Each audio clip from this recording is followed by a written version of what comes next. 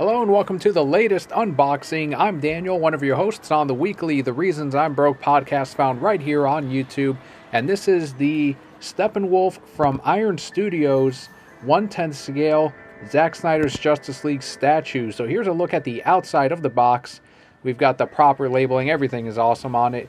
Iron Studios, from my experience, this is my first statue from them, but I've handled several of them. There's the top label for it, and these are not going to be something like you'd find from Sideshow as far as the type of nature of the statue. So it's not as breakable, I guess, if that makes any sense. There's a bit more when it comes to, for example, his axe that I ended up setting up for him.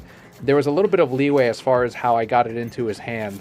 So their statue, it will break. Don't get that wrong, but it's not quite to the level of something like Sideshow where you got to be extra careful not to break the small pieces.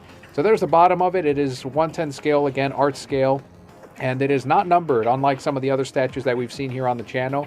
But here's a highlight of the base itself, and for the pricing, again, this is not going to be too expensive compared to something else you'd find this size from a different studio. So it's a pretty good value for the design especially, and they made it out to be just like his armor. Look at all the detailing that you get from his armor. The design itself, when I first saw the film, I was like, man, if they do some even action figures of this, it's going to be hard to pull off. But they've pulled it off since, the McFarlane stuff and now Iron Studios. So there's the mother box, and here he is, all set up properly with the axe on its base.